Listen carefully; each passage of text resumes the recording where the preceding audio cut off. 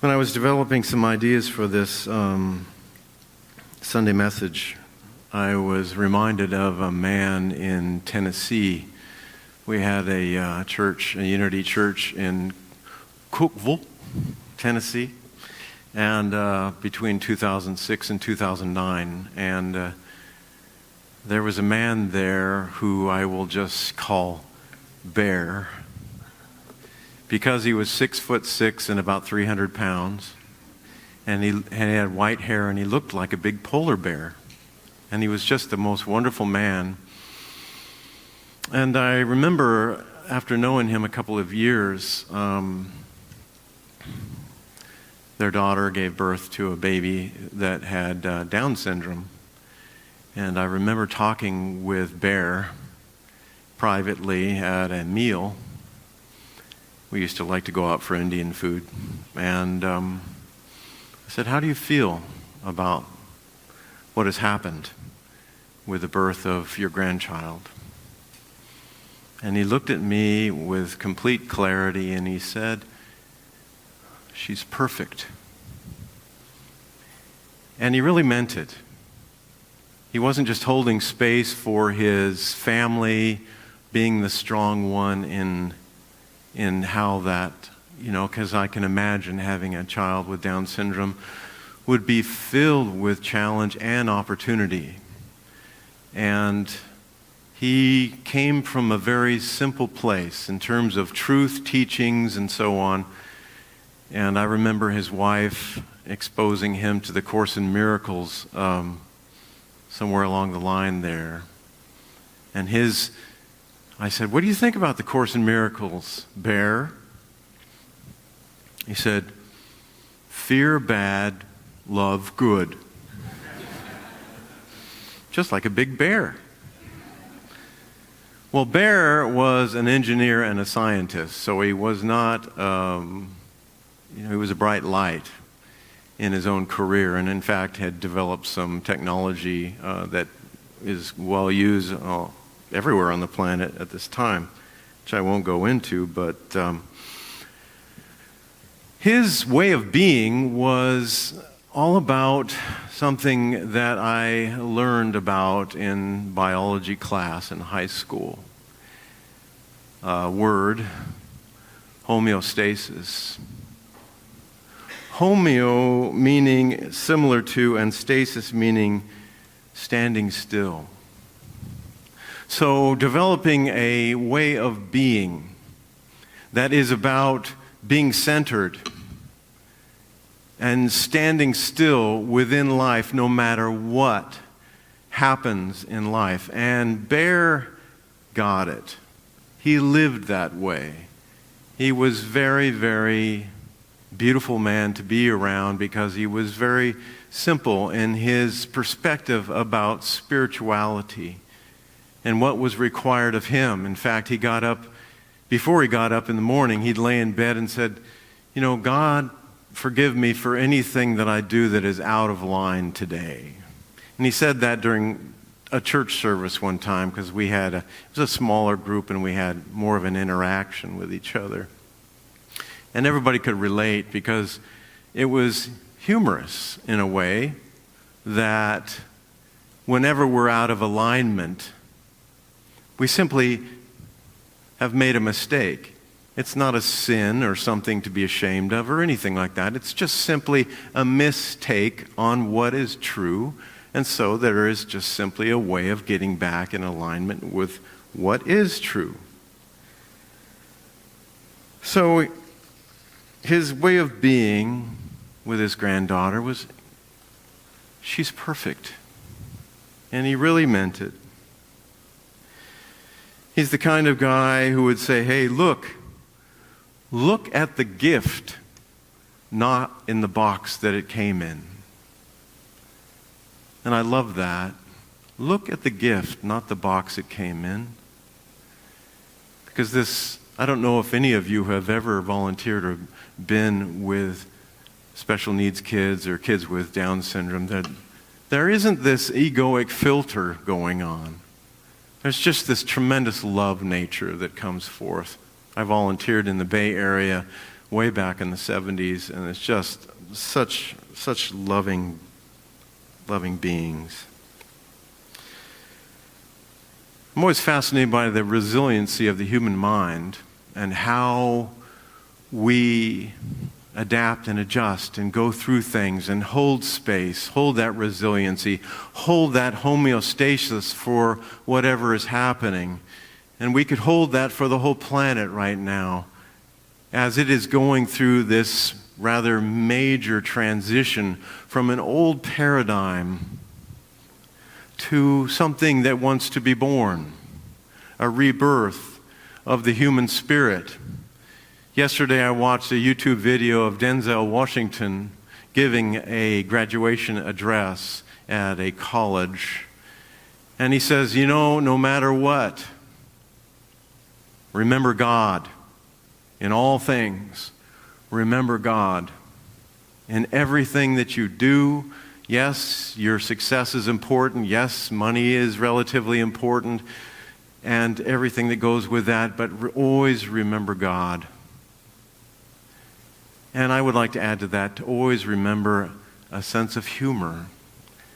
To maintain a sense of homeostasis or a steady state of being centered in God. And I looked at some of the individuals who were proponents of good humor. And back in the earlier years of the 20th century, a man named Will Rogers said everything is funny as long as it's happening to somebody else.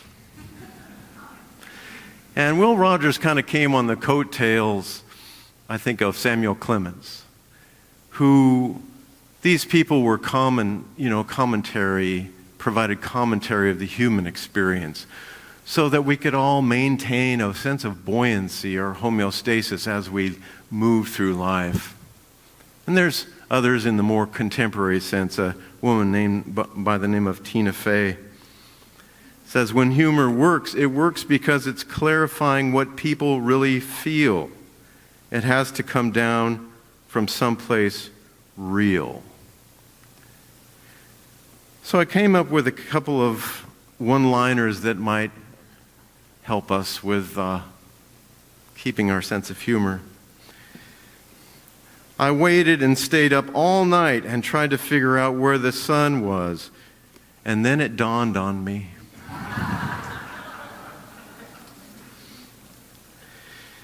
How does NASA organize a party?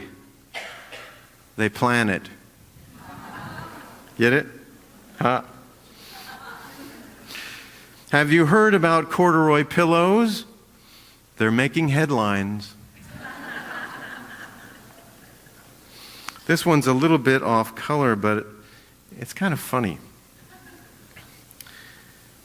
I don't know if it's appropriate or not.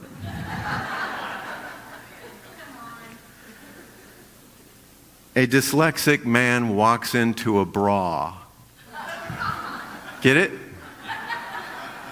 B-R-A-B-A-R?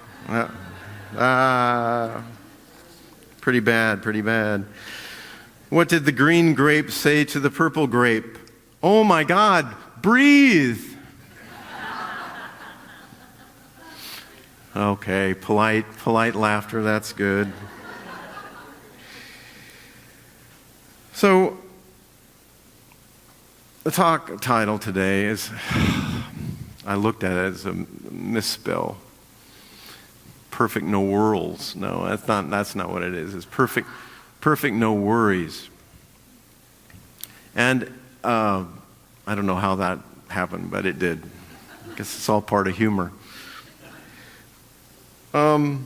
Perfect no worries. How many people in the room have gone out recently to a restaurant where there has been a wait staff that you order something and they said, perfect, no worries? Anybody here? Well, I was at a restaurant the other day and it must have happened like 20 times. Perfect, no worries. And I was ordering something and the assistant manager comes back around and says, how's your dinner or your lunch? And I was just about ready to say something, because I needed more lemon for my water. And he goes, per. And I remember etching that in my mind for this young 20-something guy looking at me, pretty good-looking guy, and he's just like, purr. Perfect, no worries. Where does this come from? Is it a statement of non-resistance? Is it a statement of efficiency? Or what? Or is it just uncommon parroting of what is said these days by waitstaff? A few years back it was, it's all good, right? Now it's perfect, no worries. Well, you know, when we talk about affirmations, as we do around unity, affirmations have kind of trickled down into basic culinary culture. People are saying, you know, perfect, no worries. So,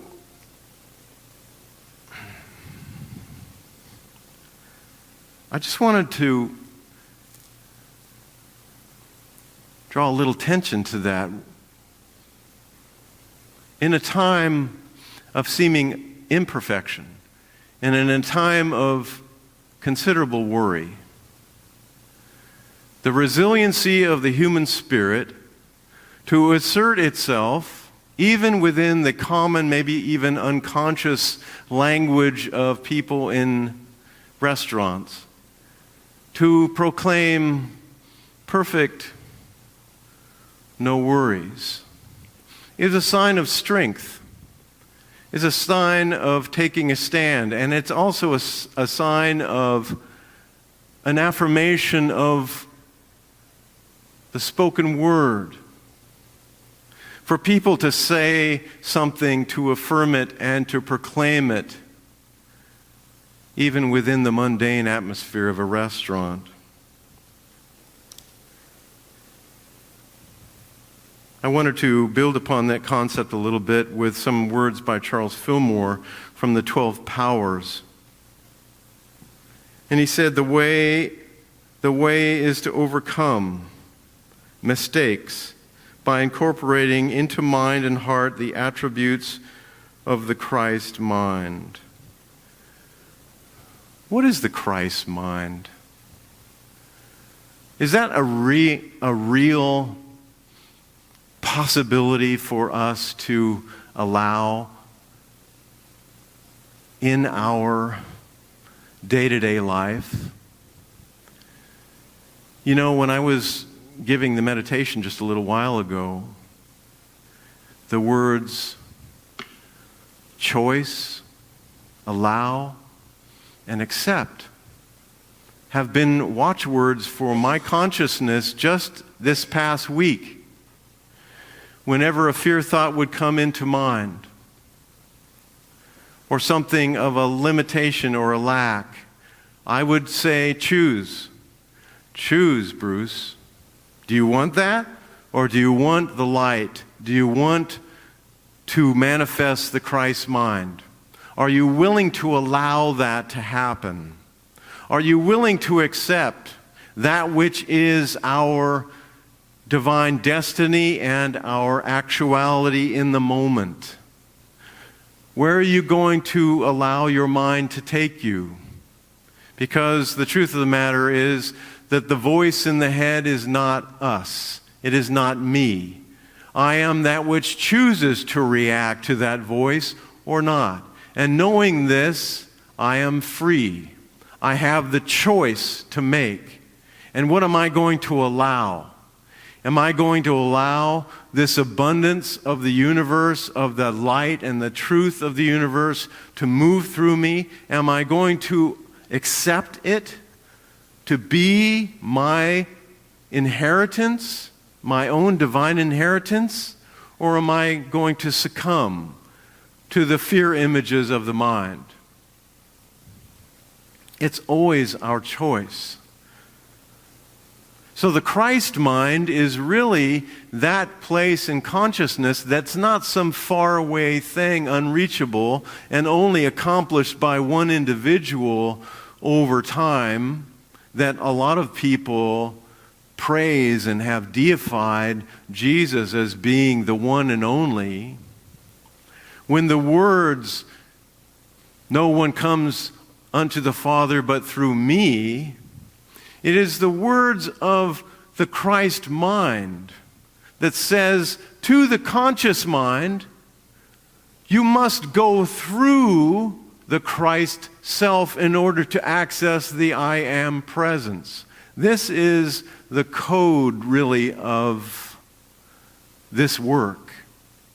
It is code, and it is simple. That's why I loved my friend Bear so much, because he kept it simple.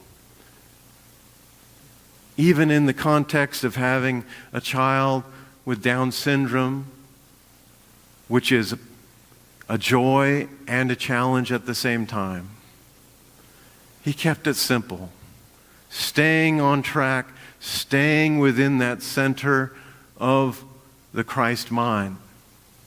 Christ mind is not some unreachable thing. It is a state of consciousness that is available to us in this moment. That if we have a health challenge, if we have an empty pocketbook, or our friends are dropping away from us, we can reassert our Christ mind and say, nevertheless, I am. I am that which I am. Ami yot ami. I am that I am. Take a stand within that truth of being. If we have something that is very challenging, the words come that says, I of myself can do nothing, but the presence of God within me can do all things. And so it's up to us to claim it. And we can claim it. Charles Fillmore also said, from the atom-smashing power of mind, he said, what may first seem to you failure may prove to be a clearing away of rubbish that will open the way in mind to a larger life. Have you ever gone through a time in your life where it feels like you're just experiencing just a bunch of rubbish in your mind? In unity work, we say that it's coming up for healing. It's coming up for release. It's coming up and to be let go of, so that we are a vessel that is cleared. And I want to share with you something that's just coming to consciousness right now. Easter Sunday,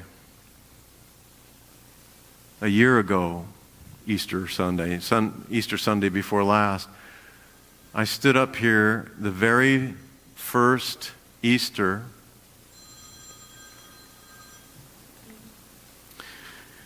The very first Easter, my very first Sunday here, and there was an image, a vision, right here, of a chalice that was just as tall as this projector, huge, and it was just filled with light. It was a Celtic mesh that was just brimming with light, substance, radiating throughout the entire sanctuary. And wherever I have gone in the last 4 ministries, including this one, that chalice has always showed up in one form or another. And what does it mean? That chalice is the Holy Grail of us. Each one of us in this room are the Holy Grail. And our work is to cleanse out the rubbish and to allow it and to accept it to happen. You are the Holy Grail. You are what you've been seeking your whole life. You are an expression of God. I hope that you can feel that. Because whenever I go through the valley of the shadow of death, and I'm not trying to be overly dramatic. It sounds like I may be. But the valley of the shadow of death is a valley of letting go false rubbish. I will fear no evil, for thou art with me. Thou art in me. We are what we've been seeking. And that's what this work is all about. If you want healing, if you want to stand within the radiance of your own wholeness and health, it's about seeing ourselves as the chalice and removing the blocks to love's expression.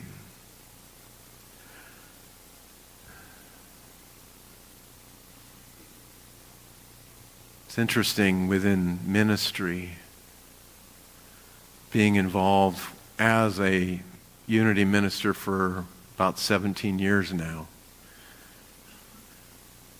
meeting so many people, being with so many people privately and just in conversation. We all desire to be freed of our limitations so that our light can shine. That's what this work is about. That's what the Christ mind is really about. Christ means anointed.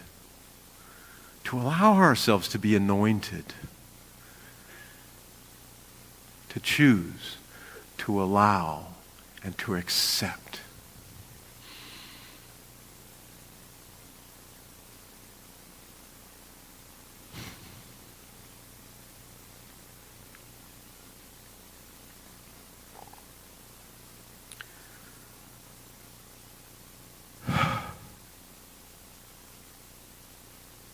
I've been reading this book lately called Anna, the grandmother of Jesus. And, my skeptical mind goes, yeah, well, maybe this happened, maybe not. But the light within the book, the light that inspires me, and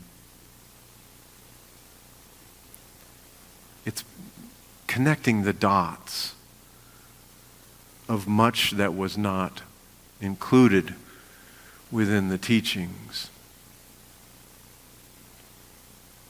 And there's just so much love in this book. So much sacredness.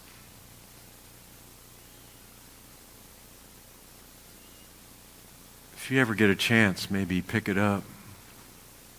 But it reminds us, as it is said in John, the works I have done you can do, and greater things you can do. It's reminding us of who it is that we are.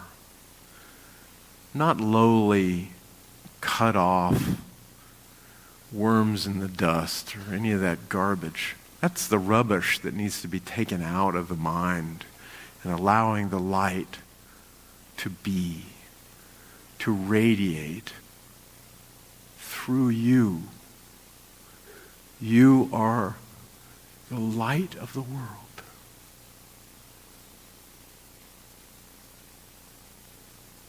You.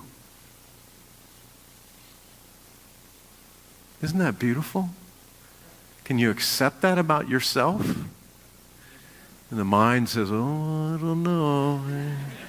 I have a laundry list of grievances. I'm to this, I'm to that.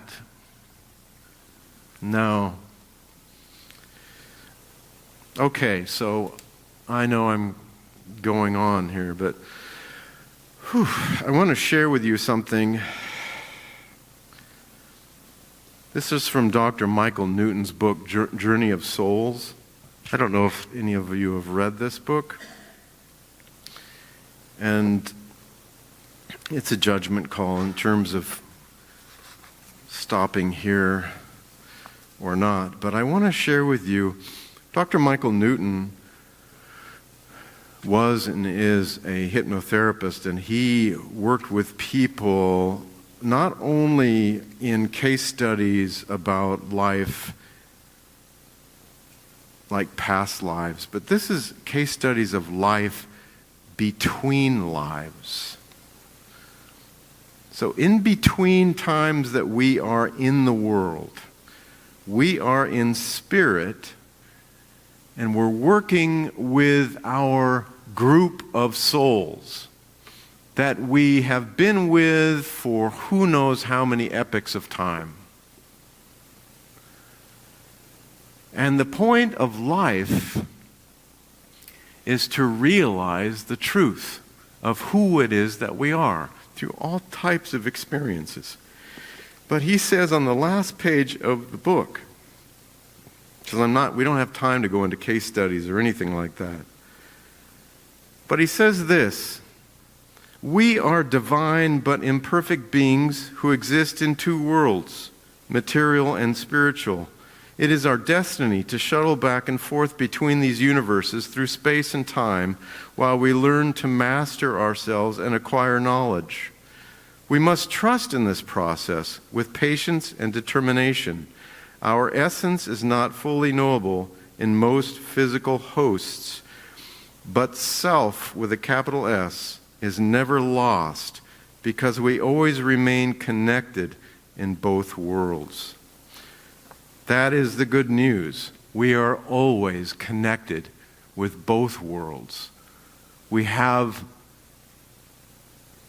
those that care about us, those that walk with us in spirit, always around us. No doubt there are many, many here now. Years ago, I knew a woman who had the second sight. She was clairvoyant. And I used to hold these midweek services in a chapel there. And she said, Bruce, the room was teeming with spirits. Those that stand with us and are rooting for us to really remember who it is that we are. That's the point. We aren't alone. And they're wanting for us to claim love, to claim our truth of being, to know who it is that we are. And that's the message. It's the only real message.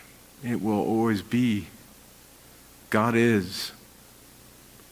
God is. Choose God. Allow God. Accept God. God bless you.